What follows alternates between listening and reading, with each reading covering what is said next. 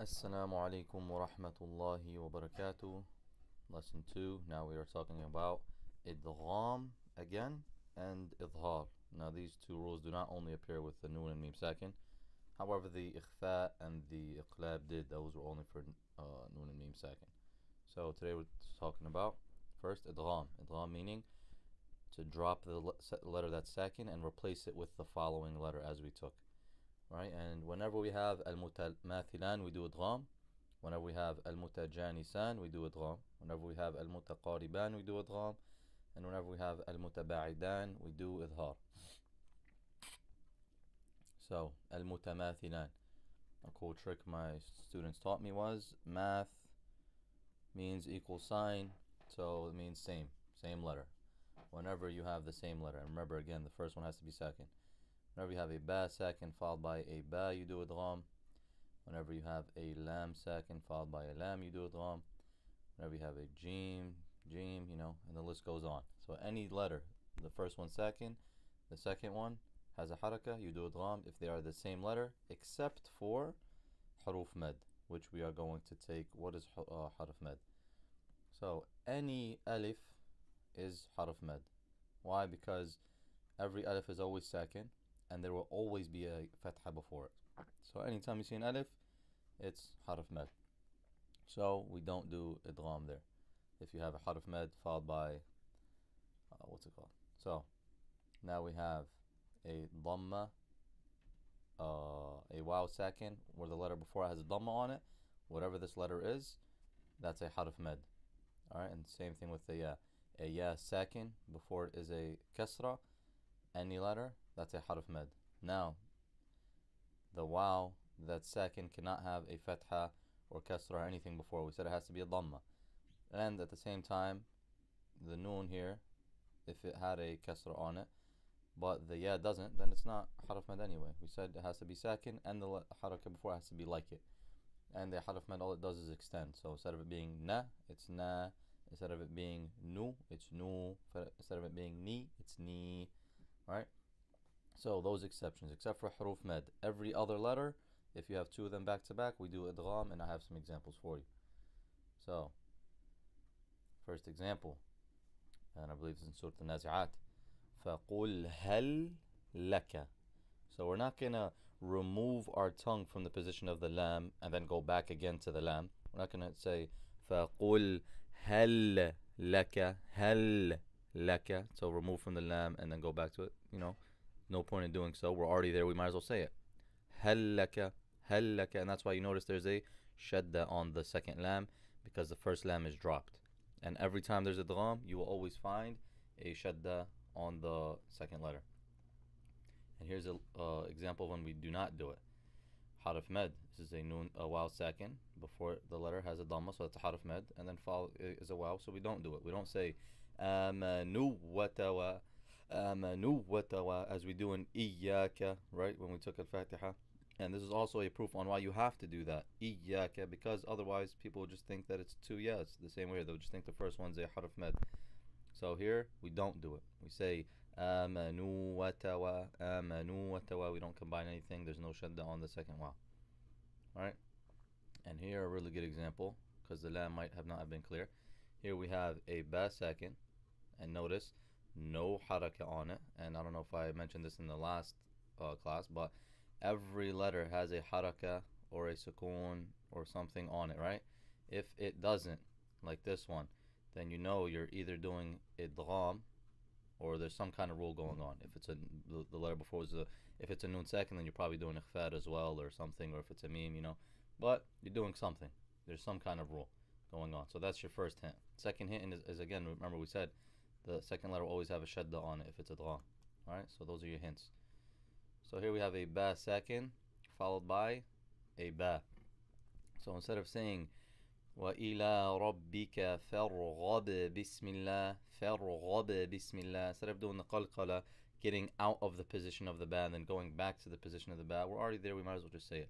So they say فَارْغَبْ بِسْمِ اللَّهِ فَارْغَبْ بِسْمِ اللَّهِ. This is al-mutamathilan, same letter, so we do idgham, and again shadda on the second letter. Now we have al-mutajanisan, which it's not the same letter, but it's the same makhraj, meaning it comes out from the same exact spot in your mouth. Like the sad and the sin, you put your mouth in the same exact position. You just do different things. One of them is mufakham, one of them is murakkak, or it sounds different, but they're from the same exact spot. Or the za, sin, you do different things, but they're the same exact spot in your mouth. So these are letters that are the same makhraj.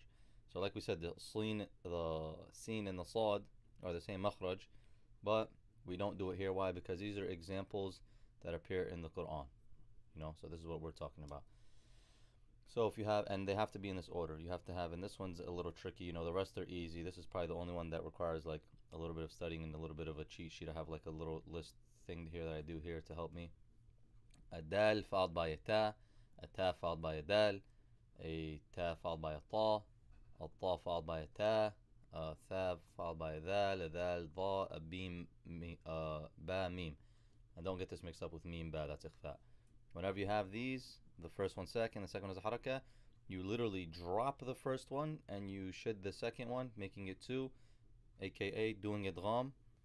This one with the red underline is, we do idgham naqis, where we don't technically drop the ta, we don't just drop it and put a shadda on the ta, but we don't do a full ta either. We don't say al-tu, we don't do the qalqala for it, we say al-tu. So we do what's called a idgham naqis, or a idgham missing.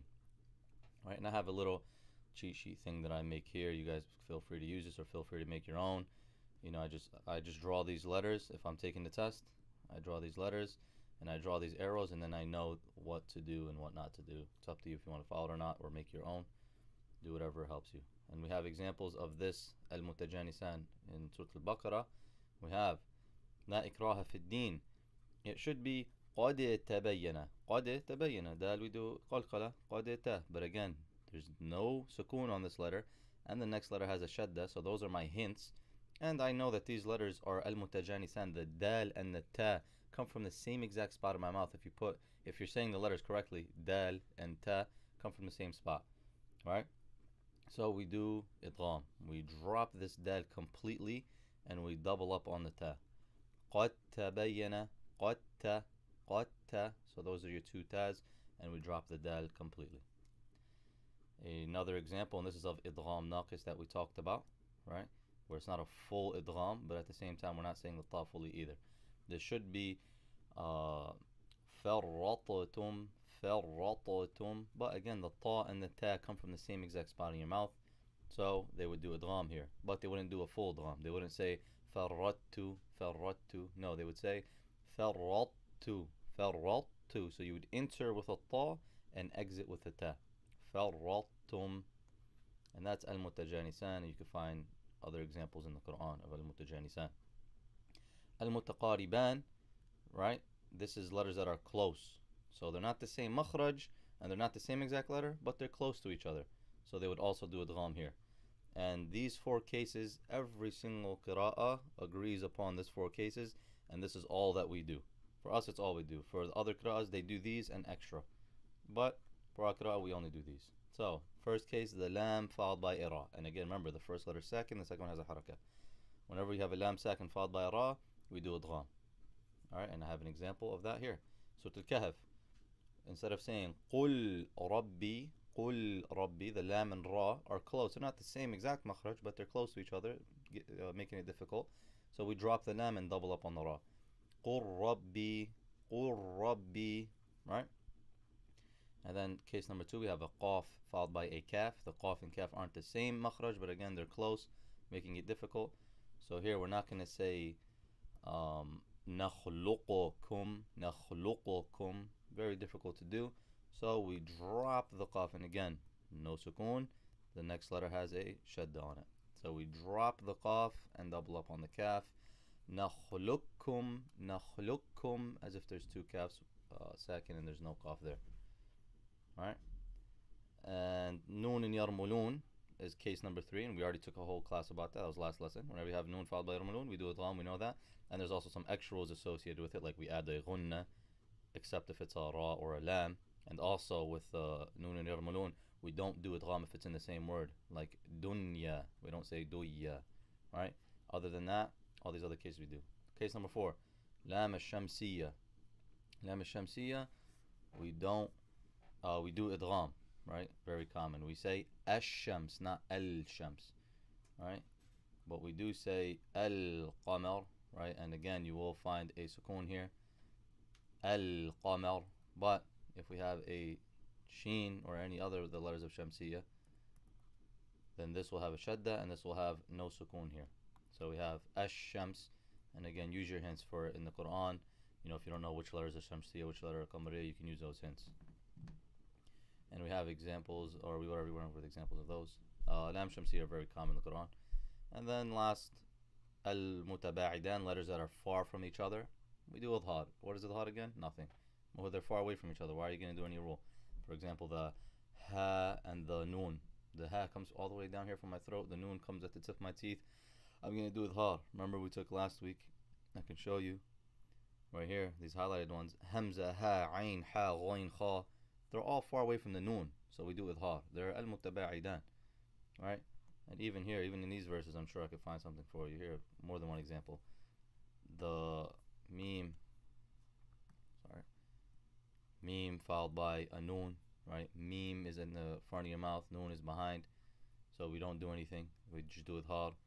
The kha after it's a lam, the kha and lam are far from each other, so we say nakhlu, nakhlu. No point in doing any rule.